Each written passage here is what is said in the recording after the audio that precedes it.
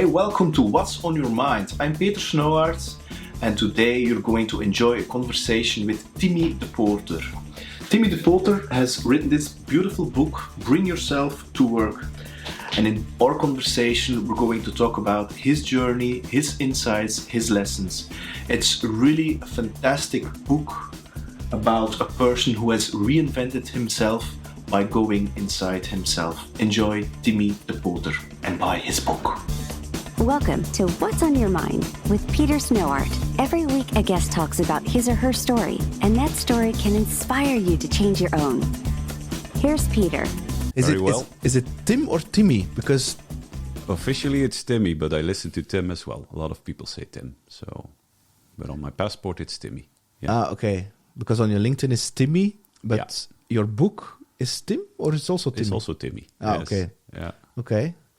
But originally you're born in the Netherlands, or what's the situation there? I was born in Zeeland, Flanders, which is the Netherlands, but it's so close to Flanders that most people consider them more Flemish than Dutch, or something in between. Yeah, indeed. I moved to Ghent when I was 19, so I've been living in Flanders for longer than I've been living in the Netherlands. And then you studied in Ghent? I studied in Ghent, worked for a couple of years in Brussels with an accountancy firm. Yeah. And then Deloitte, yes. Very good experience. And then my father asked me if I wanted to come into the family business, join him in the family business, because he was looking for a successor. Ah, okay. So you took over the company? I did. When you were like, I don't know, 20... 28, 29. Okay. I didn't take it over right away. It was in steps. Gradually, then I started doing the commercial side of the business, the operational side, and back then we were doing about 4 million in revenue. Our company is in staffing and recruitment. Yeah. My father was doing finance and the payroll, etc., etc. We were a very small team, so that was all right. We started growing very quickly, and within 6 or 7 years, we were doing 25 million. Okay. So we scaled our business, as we say nowadays. Back then, that was not really applicable. And if you could go back in time, and if you would meet the Timmie at 28, the day you started at the company of your father, what kind of advice would you give him right now if you would go back? I wrote a book for him. I know that you wrote a book about it, but just one or two things that you would say. I would say surround yourself with people that you can connect with and that you can relate to, that you can talk to about the things you feel, the problems you meet, and not people within the company, but people outside the company, peers who are in the same situation, who can relate to what it's like being in a family business. Okay. What it's like having the family dynamics on the one hand and the business dynamics.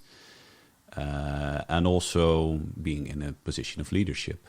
Because when I started, I was CEO, but there wasn't any staff. So I was CEO of nobody, actually. But once we started growing, you get to a certain point where you have more than 10 people working for you. And then the whole thing changes. I think a lot of people can relate to that. The whole position of a leader changes once you have more than 10 people.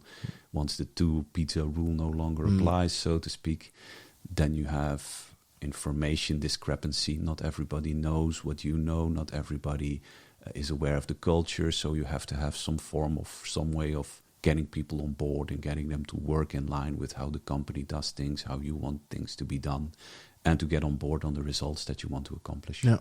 And I really struggled with that. Yeah.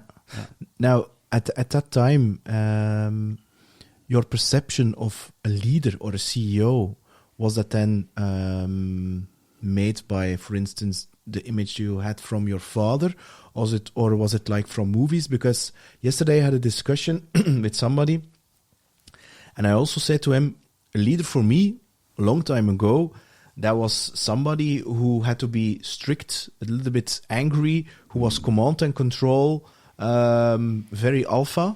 And I thought, and also he thought, that was the way a leader should be. but it isn't totally. What was your image? I had a different image, and in retrospect, it wasn't the correct image either. I understand the image that you're talking about now, because that was the image that I saw from a lot of managers at Deloitte at that time, back then. And also my father, part of his generation, is also my way, is going to be my way. You know, it was a bit strict and a bit angry. And I wanted to do things differently. I wanted people to be happy. You know, the whole employee engagement thing was very dear to me. But for me, if I look at what I wrote down in my book, there's a lot of polarities in it. And one polarity is between obtaining results and having people be happy in your company, humane company, you know, everybody laughing, having a good time. And I was taking care a lot of the people. I wanted them to be happy, but failed to take care of the results that we needed to accomplish. And if you don't have the results, then people aren't going to be happy anyway. Because at the end of the year, it's, sorry guys, no bonus because we didn't make our results. So you have to be able to switch between the two. So I still believe that it's important that people feel good in a company, but they should also be activated to start running for the results and for the ultimate goal of the company. So, and then it comes down to that your values and your mission are really clear and that you can bring it across to people what you're trying to accomplish. And that they all line up to say, okay, we're going to work for that. I also feel a little bit that by focusing on, which is beautiful, focusing on only the people and make sure that they are happy, that there's also a possibility that some people, that sometimes they have crossed your boundaries. Absolutely. And that there may be some kind of people-pleasing behavior within you because you wanted to make sure that these people are happy. I think there's two sides to that, in the sense that, yes, some people stepped over boundaries with me, but I allowed them to step over my boundaries because I was running very hard to make sure that everything was running smoothly for my customers, for people, and within the company, for everybody, but I wasn't taking very good care of myself. And as I got more and more into physical and mental troubles, I wasn't very stable as a leader anymore. So I mentally kind of left my place. And then other people, out of the best intentions, but unconsciously, they start filling up the space that you leave as a leader. And, you know, they think they're doing the right thing for the company, but actually they're not, because they are taking room or taking responsibility that they shouldn't be taking. So my pattern from my personal history is that I take too much responsibility because I'm not responsible for people to be happy. Whether they're happy or not is not up to me, it's up to them or up to circumstances. So I took too much responsibility, became unstable because of that, and then other people start taking too much responsibility because they start to fill my shoes that are mine to fill as a leader and owner of the company. And so my personal pattern becomes their pattern. And recognizing those patterns, those things, is one of the precious things that I've learned these past few years. Looking at it with systemic intelligence, as they call it. Looking at how people take their place, who is part of the group, who is not in the group, how ranking takes place, and what place you take as a leader. And I think leaders are necessary because they can provide a lot of safety for the group. They can provide boundaries for the group, but they're also separate from the group. And I really struggled with that loneliness. I wanted to be part of the guys. And then drinks and and you know, and the gossip. What did you do in the weekend? And have colleagues, but the point is, you don't really have colleagues on the same level. Up to a certain level, you have that, but you know, if you're the CEO and you sit down at the lunch at the table with a bunch of people, they're not going to talk the same way to you or with you at the table as they would without you. Because you're the CEO. Because you're the CEO. And so it's okay not to sit down at the table or sometimes sit down at the table, but you shouldn't try to get that from those people because they are the people working in your company. They're not your peers. If you feel lonely, go talk to some other people who know how that's like, what that's like, how it's like to be CEO in a company. In the book, you have mentioned, or you are mentioning, like the systemic work, but also meditation. What was the first thing on your journey? What was the first thing that you encountered? Was that like meditation? That was meditation. Okay. Yeah. How did you find out that mindfulness, Bjorn Prince, I believe it was? Yep. Because mindfulness is actually meditation, is the more Western variant, but it's actually the same. I mean, it's the same. Yeah, it's Buddhism without the ropes. Yeah. When I was in that period before I had a burnout, I was really struggling. So I followed the training with Bjorn Prince, didn't really do anything with it, with the mindfulness training. And then when I was in my burnout, I got several advices, go in therapy. I didn't do meds, didn't want to do calming medication or whatever. I did started following mindfulness. So I went back to Bjorn and said, I want to do something to get back into balance again. So I started going to meditation days that he organizes and still organizes for entrepreneurs, which have really been an eye-opener for me. I really gained a lot of introspection there. And in the beginning, it's funny because when I started meditating, I was still in the middle of a burnout. So my mind was running all the time, going over conversations, dialogues, things that go wrong, whatever could go wrong, did go wrong. And I thought after a day like that, I was completely exhausted. I thought I had a very good day of meditation because I went over a lot of things. And it was only after a couple of years that my mind started going quiet. And I was like, oh, wait a minute. Now I get it. This is what meditation is. This is what mindfulness is. Did you ever experience bliss? Yes, I suppose so. But is that kind of state where you forget that you have a body and that you are some kind of stillness, that you feel happy? It's a very unbelievable feeling where everything is good as it is, and you don't need anything, and it's like you don't feel your body anymore. It's some kind of, I don't know. For me, it's very much feeling your body, but being okay with the way everything is. So I can relate to part of what you're saying, especially that for me, it's a very embodied thing. Yeah. It's not an out-of-body experience, although those are other kinds of experience. I can imagine that there is bliss as well in having an out-of-body experience, although that might also be scary. But for me, I always notice it when I meditate for a whole day, and I don't do it that often. I don't have a very good meditation practice. So you don't? I practice 2 times a day, 20 minutes in the morning, then in the evening, or if I can in the afternoon. But you don't? I don't. No, actually, I meditate a lot less now than I did back then. But when I do meditate, I go to one of those meditation days. Then it's for a whole day.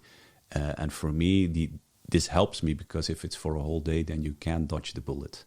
Anything that's going to present itself will present itself. Whereas if you meditate 10 minutes, well, you can always keep your mind busy during those 10 minutes, not to have to look or feel what is presenting itself. And you can evade it a bit and say, okay, I meditated today, but you didn't really sink into it. And if it's for a whole day, well, then you really have 2 options. Either you bite the bullet, you go and look at what presents itself, even if it's painful, or you step out of it and say, I'm not going to finish this day. But I hardly ever did that. That only occurred once that I just couldn't handle the whole day of meditation. So because for me, it's been life-saving, really. Yeah, because that's the thing I was going to say. I mean, in your book, you're very, very positive about meditation. It really literally changed your life. And I fully agree. Yeah. I mean, if you want to have more creativity, if you want to, I wouldn't say lower that critical voice in your head, but if you don't want to, if you want to be sure that you are not your thoughts, exactly, because that's where the key is. Yeah. Once you start realizing and feeling that you are not your thoughts, meditation is a fantastic thing, and I think that's the key or the portal to everything. Separating from your thoughts, especially the inner critic, the little voice in your head that keeps going over. It's like hate radio, fake news that you keep telling yourself. Radio Mille Collines for the Belgian listeners who know what that is, and the hate speech radio from Rwanda. You know, it's like I had for years, and I still have a little Radio Mille Collines in my head that talks shit about me and tells me that I'm not good enough. Who wants to read that book of yours? Who think you're a good leader? What you have to say? You weren't a good leader, etc., etc. But it doesn't go away, eh? It doesn't go away, but it diminishes, and it's also it's a source of help, because that voice also protects you from becoming arrogant or less careful about the things you do. It helps you to stay rooted to who you are. And so it's a double function. Too much of that voice is not good, but not having that voice at all would make me reckless in some way. And I wouldn't want that either. So did you have that in the past, that you thought that the sun was shining out of your... No, I never really had it. My inner critic was always very, very much present. So more the opposite. Okay. The inner critic was a little bossing me around. A little bit too shy. Well, I think everybody has some point where they're very proud of. And for me, it was the whole idea. I read a lot, and so I know a lot of little facts about the world. And I was very proud of that. You mentioned that in your book, eh? Yeah, so I was the best, or trying to be the best student in class.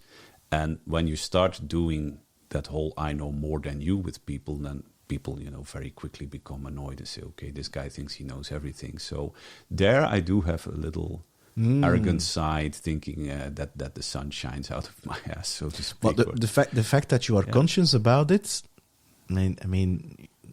That's the first step, of course. Eh? Of course, yeah. Being conscious, being aware of what goes on inside you is for me so important, because then you can connect with another person and with a team and become aware of what goes on inside them and goes on inside the team, and become aware of patterns and the ways we are stuck.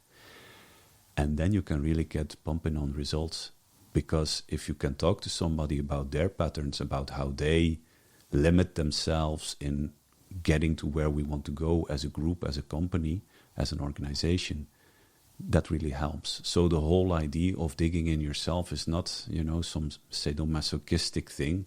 It helps you clean up the litter that is left behind in your life. It helps you sweep before your own front door, and then you can help other people get ahead and start overcoming their own limitations. I think you just gave the best relationship advice you can get.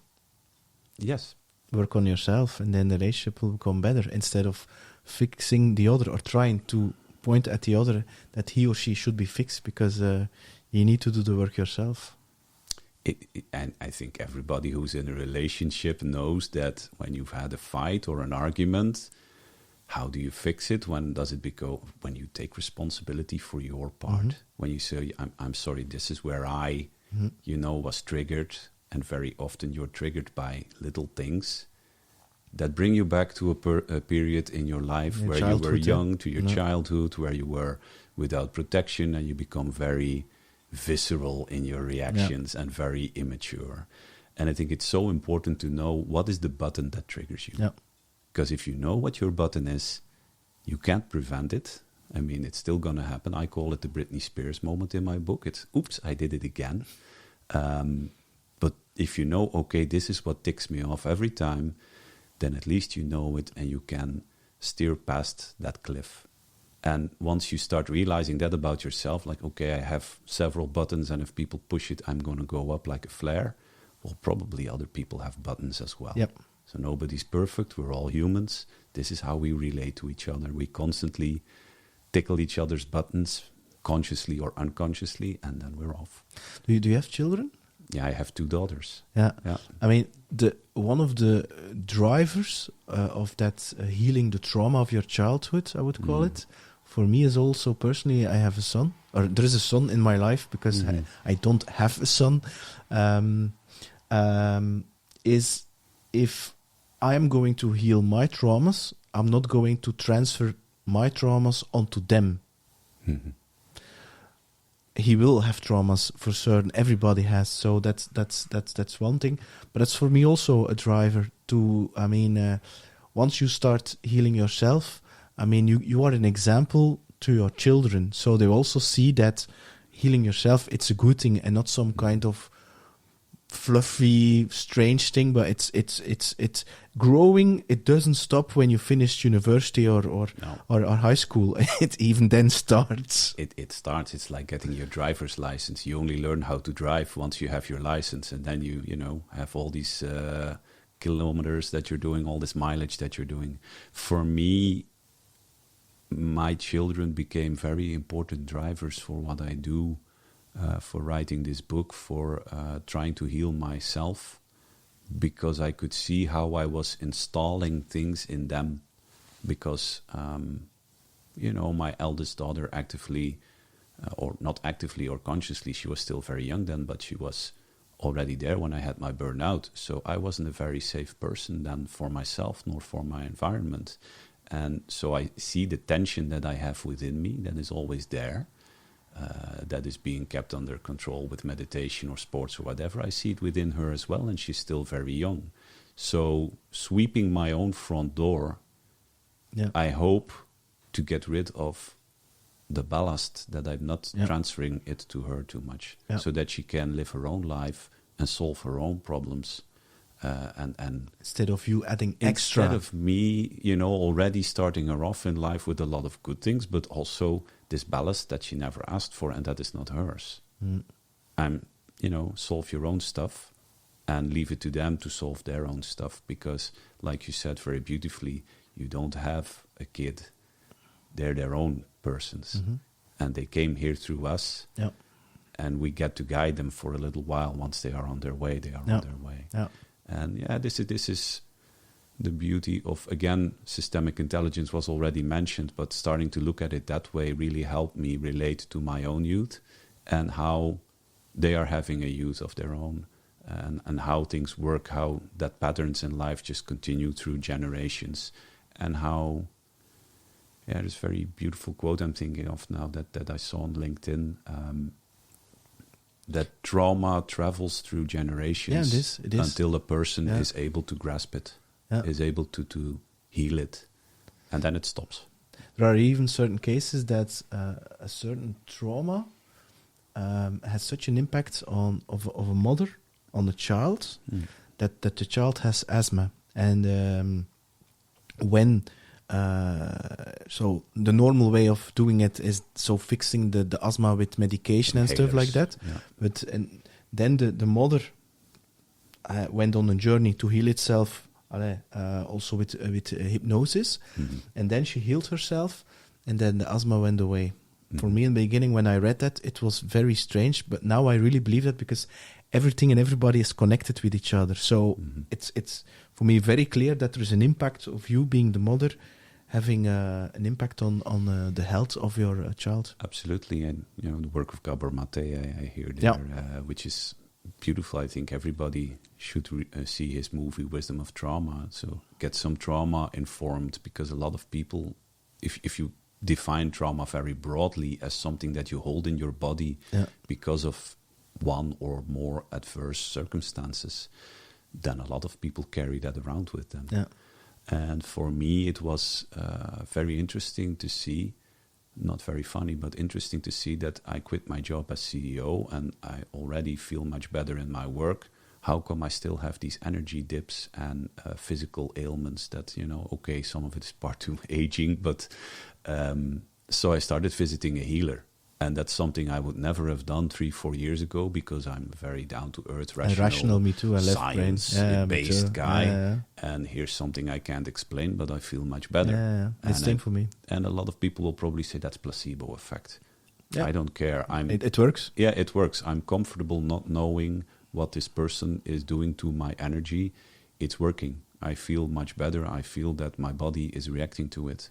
So, and what it is, I'm happy to know that there are certain things that we cannot explain through science and that are still there in our world. Mm-hmm. I think for me, it's a lot more than science that is working through us. A lot of ancient wisdom that is coming now to us that people are opening up to. I mean, one of the more popular books in 2021 was Jeremy Land's Web of Meaning, which combines... I don't know that book. Oh. It's a good tip. I'm reading it right now. I already read his first book, and it's basically combining science, newest scientific insights with ancient tribal wisdom, with ancient Eastern wisdom, and how it all comes together. And I already read that somewhere before that, quantum physics and Buddhism, the way Buddhism looks at the world, really comes together.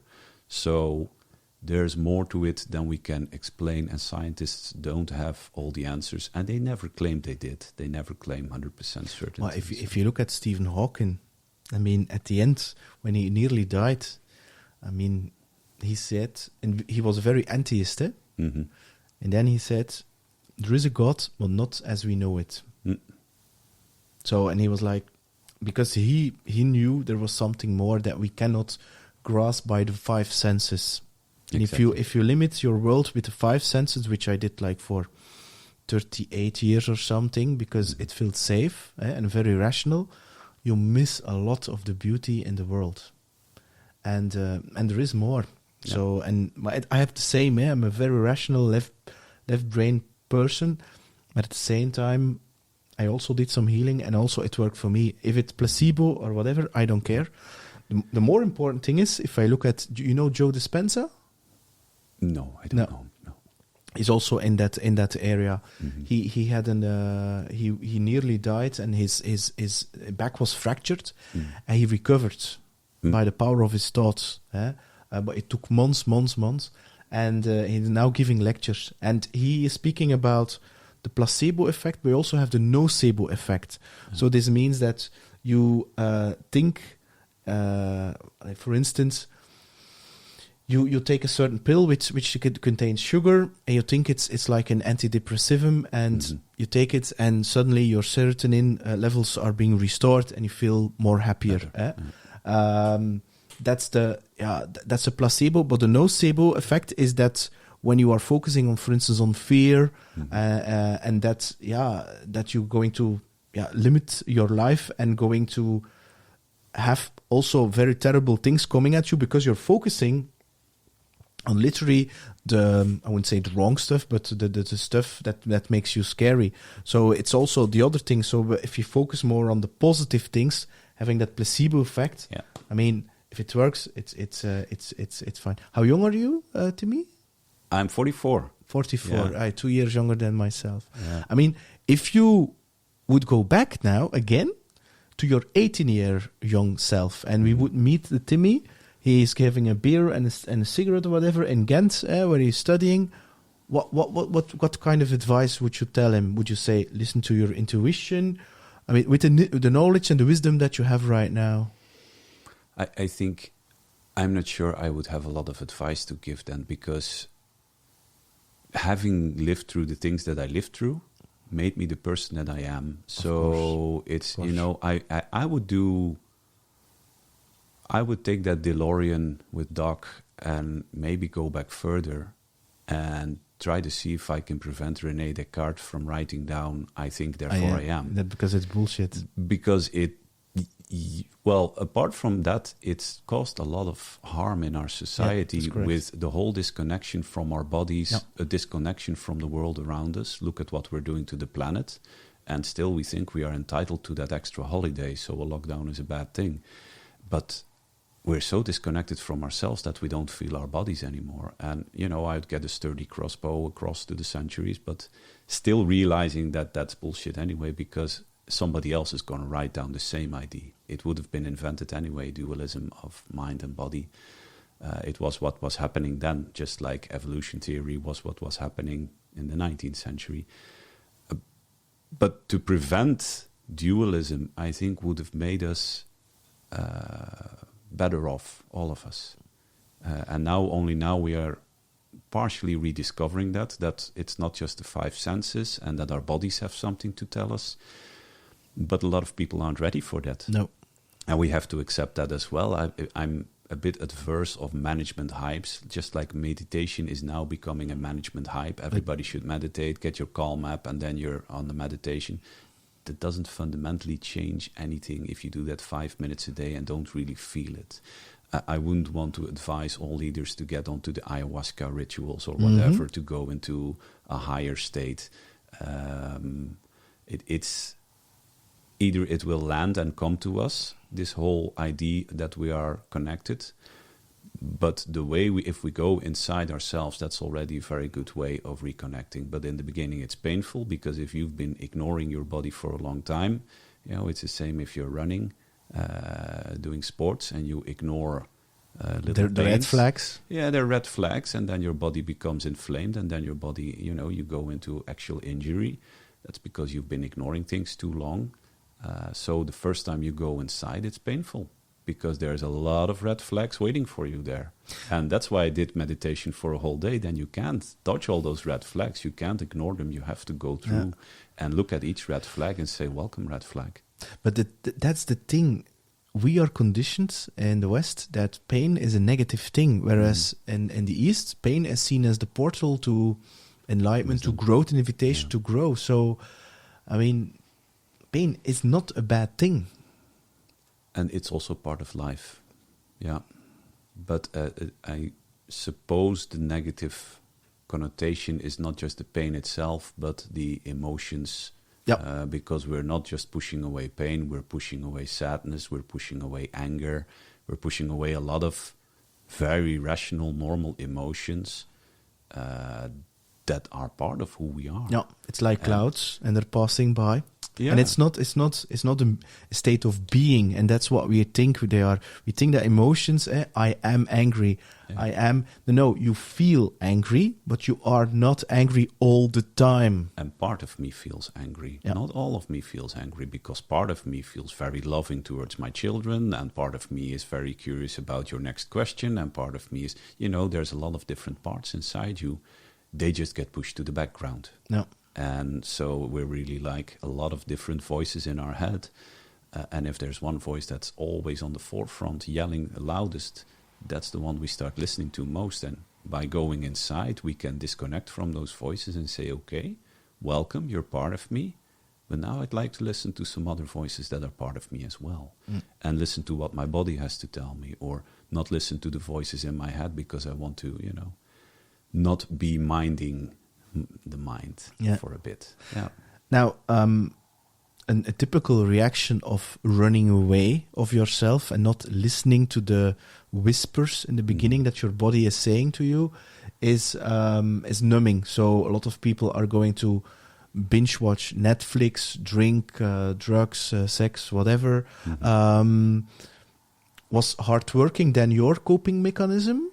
Or you had like a sugar addiction, or I can check off several on the list that you mentioned. So and there's nothing wrong with binge watching or sex or drugs or drinking. And once again, if you're aware, if you're conscious that you're doing it, that you're doing it to please a part of you that needs pleasing, that it's like something you give yourself. If you do it unaware, it just comes about. Then that's where it gets dangerous. Yeah.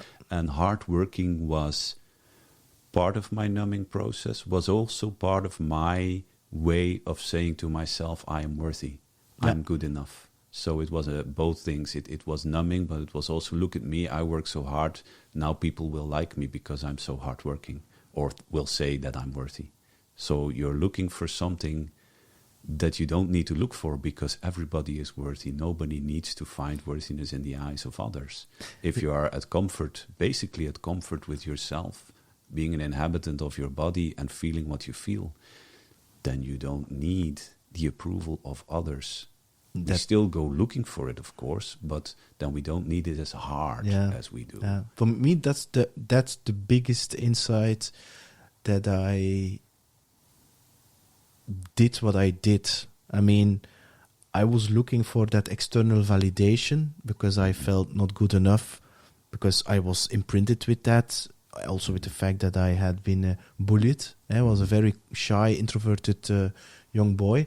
Mm-hmm. And then you touch something, you're like, you're great in sales, and especially in startups, and then you are getting those results, and those results were I identified with. So I was somebody. Also, it comes with money and a big car and things like that, and suits, and so you become. You are wearing a mask, but you're not. I was not conscious or aware of the fact that I was wearing a mask. Yeah. But it's actually a pit, a very empty pit that you're filling, that hole that you're filling. But it's in the end, it's going to make you unhappy because it feels like you are running after a carrot, but you cannot grasp it. Whereas it's not in the doing, but it's in the being. You are enough right now. Yeah, and something that you said triggers me is being a sensitive person and being bullied. And then you go out in the world and you think that bullying was behind me. That was when I was a teenager. And then a team works for you and you have to provide safe harbor for that team. Yeah.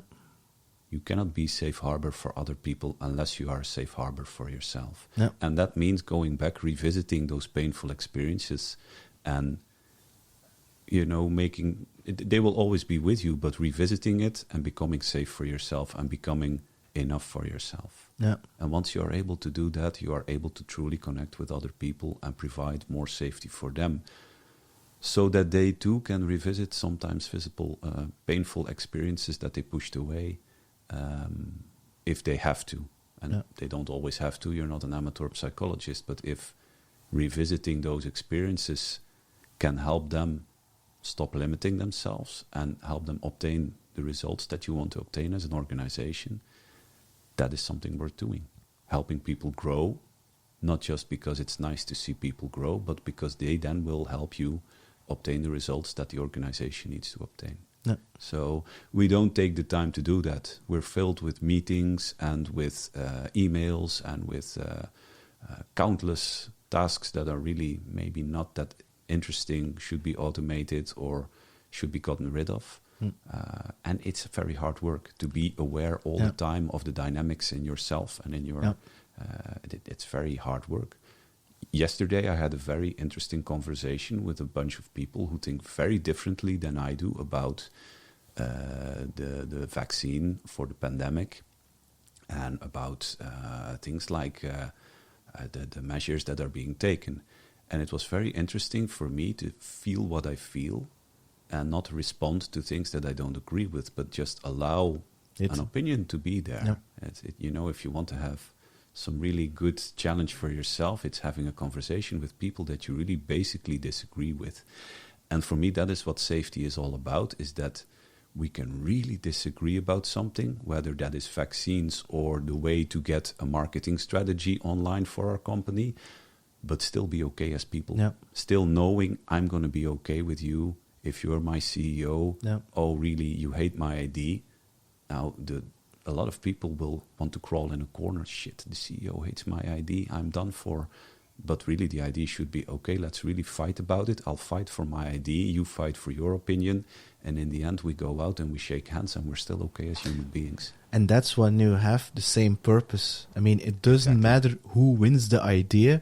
It's just to put that needle 1% extra ahead. And what leaders need to do there is let go of the idea that they have all the answers. Yeah, and let go of your ego. And let go of your ego, because too many leaders are really good firemen. They're solving problems all the time, and they think, I'm the only one who can do this. And at the same time, they are complaining about, I don't have good people, I can't find good people.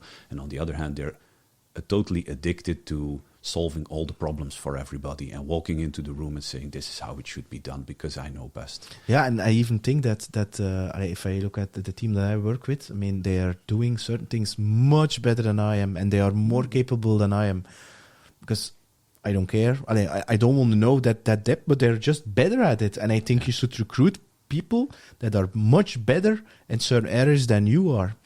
Absolutely. And I even go further. There are a couple of people that first of all, my principle is that you're not above the team is above you. So you serve them, and I focus on becoming the best version of themselves, using the potential that they have. Well, in every aspect, like the people pleasing thing, because it's not only professional encounters, but also in the private life. Also keeping their boundaries, because they have the tendency to work too much. Yeah. They're young wolves, mid-20s, don't have children, so they don't have that. They don't feel the limits, and they have lots of energy. And also the fact that I lead them by becoming me, not me, but becoming a sales director, manager, whatever. Because some of them express them. Okay, that's your ambition. So we're going to train you so that I am no longer needed within 1 year or 2 years ago. Yeah. 10 years ago, my ego would hurt, but now it feels very, it feels very, it's okay. I mean, then there comes a new opportunity and they feel that, and it makes it, very interesting. But it doesn't mean that I'm not triggered by some of their actions, of course. I mean, and that's normal. But that's, some people are addicted to that ego side of being the one who has all the answers. And in the complex world that we live in, we have to let go of that idea. We have to take personal authority and personal leadership. So for me, somebody who says, I'm really ambitious and I know what I'm worth, okay, prove it. Yeah. Prove it. You have to prove it, of course. We don't accept it because you think it, because that's ego as well. But it's healthy, if you want people to nod yes and only listen to what you have to say, fine, but then your company will suffer for it. Well, that's one of if one key for a very successful startup company that you would need is that tension. I mean, people should be feeling emotional safety where their idea that they really can express it even if you don't agree at all. And it's that tension that is going to create some beautiful music. If you look at Jagger and Richard, I mean, they were not always on the same page, but that tension creates beautiful music. It's that tension that you have to walk towards. Yeah. And you can't do that all the time, and you don't have to do it all the time. But if you don't do it, then you get into trouble. Yes. I had one employee who said, can't we just be professional and do our work? Which was like very vulnerable message. I don't want to go there. I'm not ready yet to go into that tension. But you have to walk into that interpersonal tension, like, okay, I feel this, you feel this, there's something else. Why don't we agree? And what is that? What is yours? What is mine? And what is best for the whole system, the whole organization? And going there really helps people, especially if they feel that, okay, we went there, it was very exciting, I felt very nervous. Of course, if you're disconnected from your body, then you feel all that, but you don't know what to do with it. We being where we are now, we can recognize, okay, I feel that tension in my stomach. Mm-hmm. I know what that is. It's because we're having a conversation that's exciting, that's going into interpersonal risk. And people who aren't as much used to that, they need some guidance getting used to risky interpersonal risk-taking or tension. But once you are used to that, it becomes fun to do that and get results and feel okay afterwards. Yeah. Now, one thing that also triggered me was what you all found in your book, and you just mentioned, let us be professional.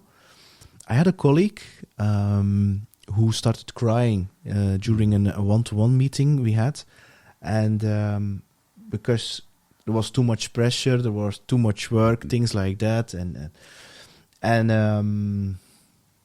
I hugged her, and of course I asked if it was okay. Of course, I mean, and she said, and she kept crying, and I'm saying it's okay, and she said, "This is not professional. This is not professional. Me crying in front of you." And I'm like, "Why not? We know each other already for some time, so." Where in what book is it written that crying is not professional?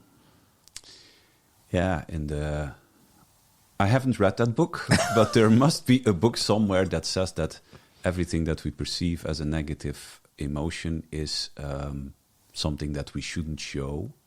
I think for me, one of the regrets that I have in life is that I find it difficult to cry. Yeah, the same for me, yeah. If I would be able to cry, I would be able to regulate much better. Yeah. So for me, that's really a regret. It is what it is. But and what I also find particular about what you're telling me is it's a her. So there's also a thing about male energy, female energy to it. That we look negative on women who cry. Apparently in business, whereas we shouldn't, because it's just the way it tells you something about the pressure that person is experiencing, probably also about the pressure that the company is putting onto people. Yeah, true. But the boys have different ways of handling that pressure. Yes. They start doing risky business like, sports or whatever, or drugs, or they have different ways of venting. So it's interesting information for that person and for us as leaders on what is happening there. And it's human behavior to cry. It's self-regulating. It's very healthy. So it's really painful, actually, that people perceive that as unprofessional and something that we should not do. No. Then again, I have temper tantrums, and there's a bigger taboo on anger than on sadness even. You have tantrums? Temper tantrums, okay. yeah. Okay. So it can mild compared to some family members, but but you can explode. That's what you're saying. I can explode. Yeah, I can really feel myself get so angry that I could walk through a wall. And there's even more of a taboo on anger shown that way, in an explosive way, than on sadness. So yeah, there's a lot of normal human emotions that we haven't learned to cope with in a healthy way. So I think your reaction is very commendable, to give human attention to somebody who is crying because she feels pressured, and to even hug her, which is also not a very obvious thing to do, unless it's safe for that person, of course. Yeah. But she needed it at that time. So yeah. Do you think there's a relationship between the fact that boys cannot cry, I'm just generalizing here, Yes. and tantrums, like some kind of hidden anger? Because I think I have, I don't think I have the same. I normally, I don't get angry a lot, but when I get angry, triggered by something, I get furious. Mm-hmm. And it's like, you would break stuff, things like that. I don't do, because I immediately go into my body and I'm like, okay, but it's still there once in a while. It's being careful not to generalize too much, of course, and not to put gender on it, because nowadays we have employees coming onto the market who feel gender is a construct. And but for me, I was born and raised in a generation that still sees gender as a biological fact. And there is something about male energy and female energy, the way we relate to it. And I think in some places there is not enough room for female energy, boardrooms, for instance. And in some places, there's not enough room for male energy, some teacher rooms, for instance. So if you have a healthy balance, you can let both energies flow, because companies need both. They need those hunters, and that's male energy to really hunt for things. And that's the sales department. But there are also a lot of women who feel that energy, who can apply that energy, and it shouldn't really matter anymore if somebody is male or female, because that's whatever they choose to name themselves or to identify themselves. But it is about the energy, that you allow the energy to flow in both sides. And that if people say, I feel unsafe because of my gender or my roots, which are in a different country, or my religion, then that's something to take care of, because you're missing talent, or you're missing out on valuable opinions because people don't feel safe. So they should be able to bring themselves to work. And that's what really is coming up now with Me Too, with the woke movement, with a lot of other things. Inclusive and diversity. And I think the sad thing there is that it becomes another management program where we tick the box. Okay, everybody had the inclusive training. Fine, we're all good. But we still don't have the meaningful connection. It's always that surface, and we're not going into the real, in the deep end. We're just snorkeling, but we're not deep diving. Really, really have a conversation with somebody who is different from you, and in the sense of background or roots or... And that's really an eye-opener, having a conversation with somebody who was born in a different religion and in a different country, or in a different, having those conversations and really listening to, okay, what's that like for you? But without trying to solve or judge, because we either start judging like, oh, that's bullshit, or you're exaggerating, or we start, we want to fix this, we need to fix this right now. Just let them share experience and listen to it. Without wanting to change anything. And that's the thing, in all of us we have like male and female energy, and the fixing thing is really like the male Yeah. thing, trying to fix with the solution, whereas just being and holding space, like you just also mentioned in your book, Yeah. that's all there is. That's all. Yeah. And of course, that's on a personal level, but on a leadership level, you do need to fix toxic behavior in your company. So if somebody is behaving atrocious towards women or towards people who have different sexual orientation or different roots, then you need to fix that and have a really good conversation with that person. I think the large challenge for companies who want to be inclusive right now is how do you deal with people who don't buy the whole inclusiveness thing and who are threatened by it? Because if you say we want to be inclusive and open up to everybody, there is a small portion of your company, especially in production companies, that will say, well, goodbye to that. And you need to deal with those people as well, because they have a place in your company as well, and listening to their experience is worthy as well. But their opinions might not be politically correct. But I think that this is a very difficult one and a challenging one, and I don't have any... This is how Hillary Clinton lost the elections, by calling them deplorables. Is it? Yeah. She called white working class people deplorable, and that's how they went to Trump. Yeah.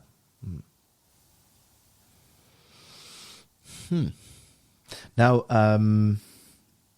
what do you wish if people have read your book? I mean, I can really feel it's a more of a passion, purpose thing for you, sharing your wisdom, lessons learned, your gifts. Yeah. What is the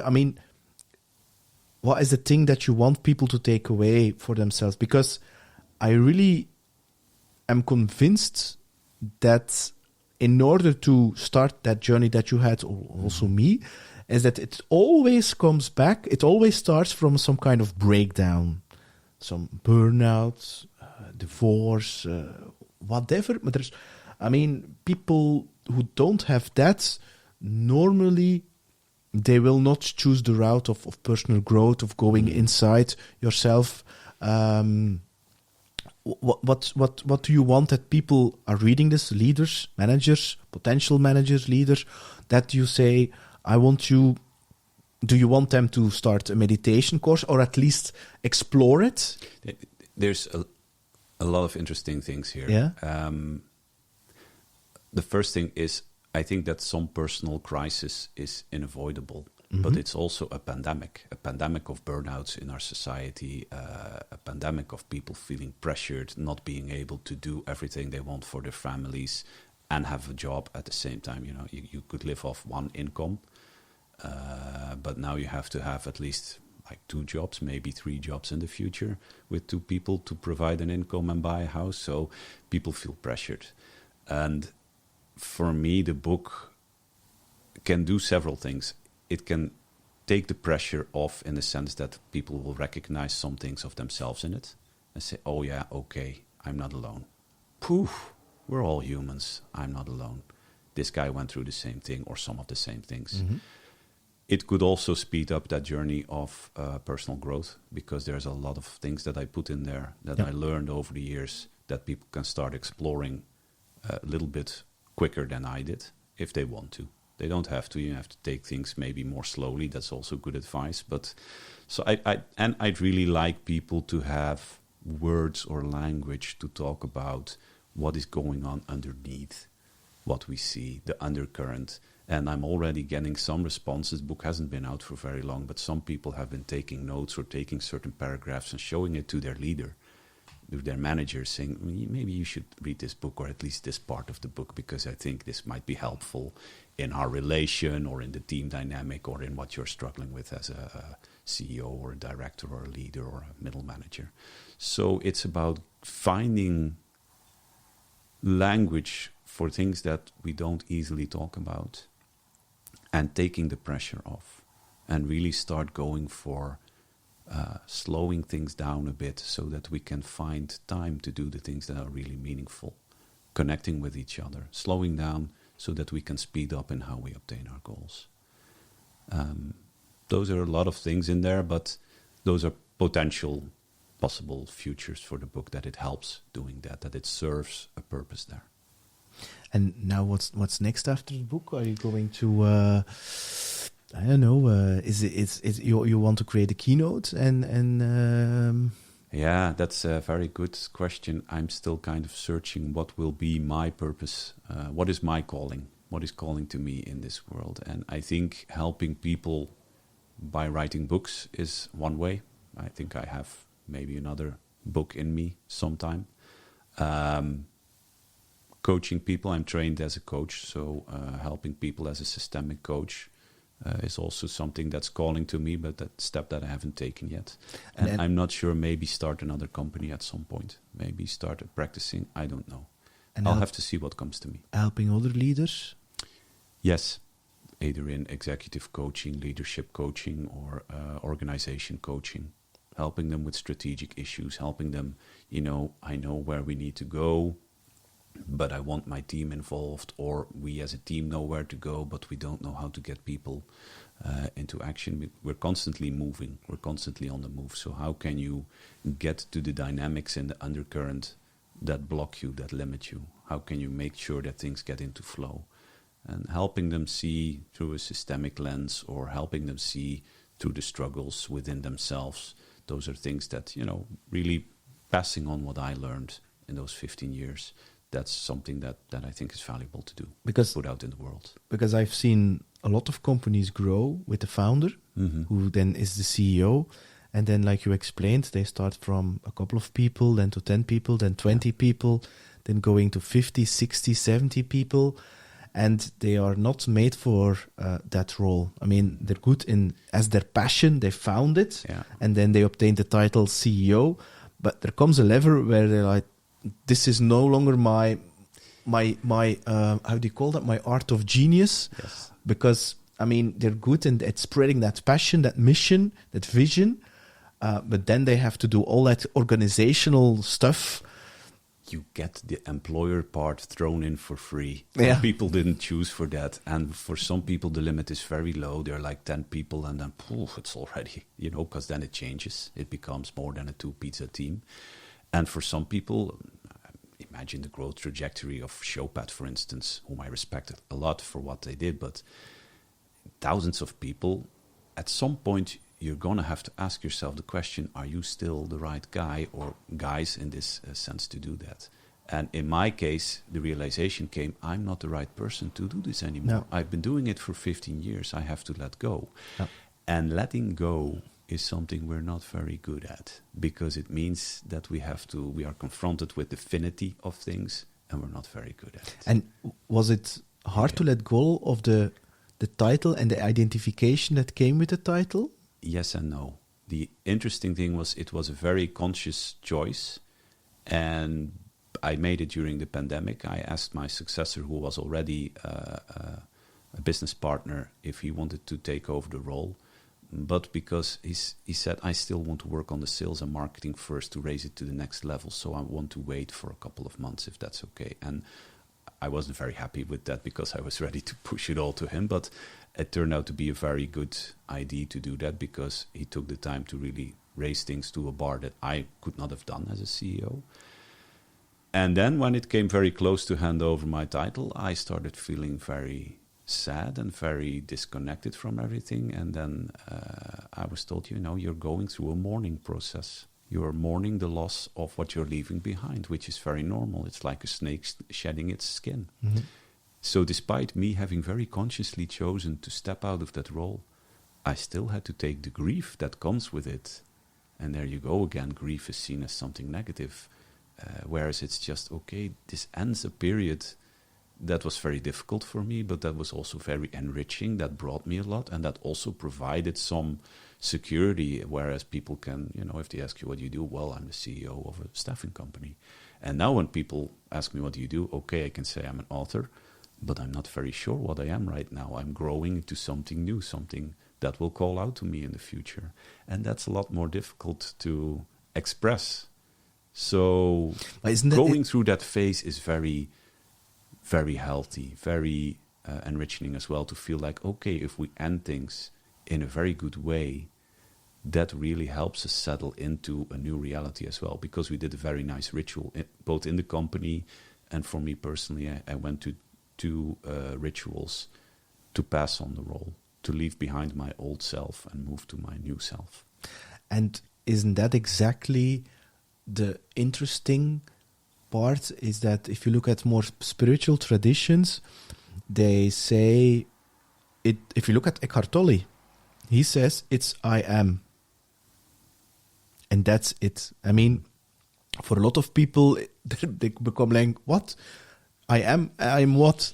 But if you then realize that you can put everything you want after that I am, then you can explore in life. Yeah? Yeah. You were a CEO, you are now an author. Maybe in 10 years, you're like, I don't know, something else. There's two quotes in my book, and one is on meditation. It's be an island unto yourself, the Buddha. Go inside yourself, that's all you need. But the other is, no man is an island. And that's not contradictory. We are whatever we are because other people are in relation to us. So if I would be the last person on earth, I wouldn't be CEO of anything because there is nobody to tell to that I'm the CEO of a staffing company or was the CEO of a staffing company. So for me, this whole connection to other people is very important as well. That's what makes us human. That's what makes us connected.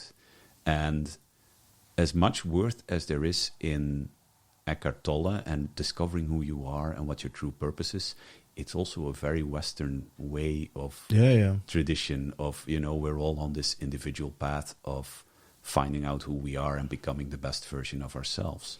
Whereas it could also be interesting to go on a path of doing things together and discovering how we can make the best society or the best world for all of us. And that's where the ancient traditions, if you look at, for instance, in Africa, they say literally it takes a village to raise a child. Exactly. And if you look to how we lived in tribes of 150 people, we needed each other to survive. Exactly. You had the more testosterone people who were against the animals, and then you have the more like dopamine guys who were smart. Yeah. And so you needed each other to survive. And also the fact your brain can only process 150 relationships. Yeah. More than that, it's not possible. And even adding to that the how do you call that, the prickles, the sensory input, sensory input that you're receiving as a human being today on one day is as much as one person 150 years ago for his total life. I mean, and I think the real key lies in, I wouldn't say going back, but to learn from those old traditions where actually human being was made for. Yeah. So I fully agree. And if you even add to that Stephen Covey with his co-creation, which is like a group which is in flow. And if I'm a musician, I can tell you, when you are in real relationship with the other fellow musicians and the audience, it's like a very special ayahuasca thing where you become, that you feel that the total is more than the sum of the underlying parts. Absolutely. You become the dancer. Yeah. The dance becomes the dance, or the dancer becomes the dance, or you're no longer a drop in the ocean. It's like that. And you're also a vessel. Yeah. You're not playing music. The music is being played through you, or the Correct. dance is being danced through you. Yeah. And that's the same with family constellation or organization constellation work. The constellation comes through the one who is guiding it. It's a lot of things with flow is, wow, I was out there for a while. My ego was out of it, but look at what I created. Yeah. That's really nice. Yeah. So, and doing that together with people, that's beautiful. And we haven't moved all that far from tribal living. Biologically, we're still wired to communicate that way, to live that way, which is why we're so lonely. Because if I step out of my house to work and my wife does the same, we can't just say to the neighbors, will you mind the kids? Even if we can trust our neighbors to do that, and I have very lovely neighbors, it's not an automatic thing that you do, whereas it was very normal in a lot of villages. It's still very normal. You don't even have to ask it. The kids will take care of themselves, and there's always somebody who keeps a little eye out for them. No.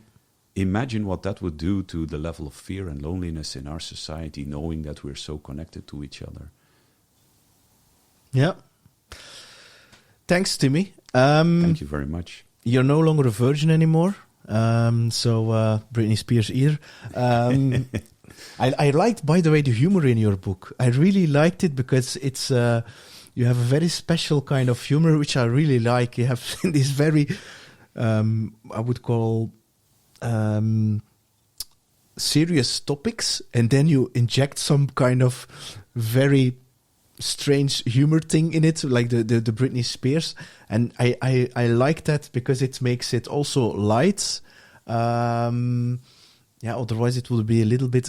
Is that where did you get that, or you just that's the Timmie humor? It is, and it's also something that I share with my best friends. And you know, we love Monty Python, we love that kind of humor, and we love making fun of each other. So for a very long time, I've learned to accept taunts and jokes about me, sometimes with good humor and sometimes with a bit not so good humor. But learning that it's not all too serious and that we're not all too important, that's very, very good thing. Are you also a fan of Ricky Gervais?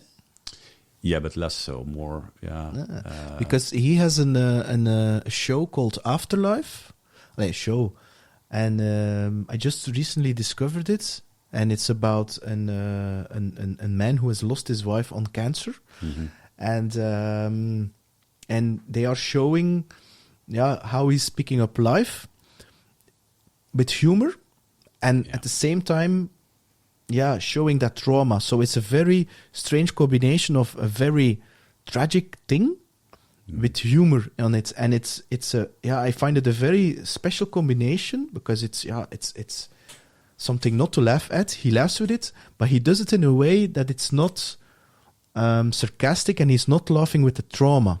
No, but he's laughing with the absurdity of life, I suppose. Yeah. And that's the good thing, that you don't have to take yourself or life too seriously.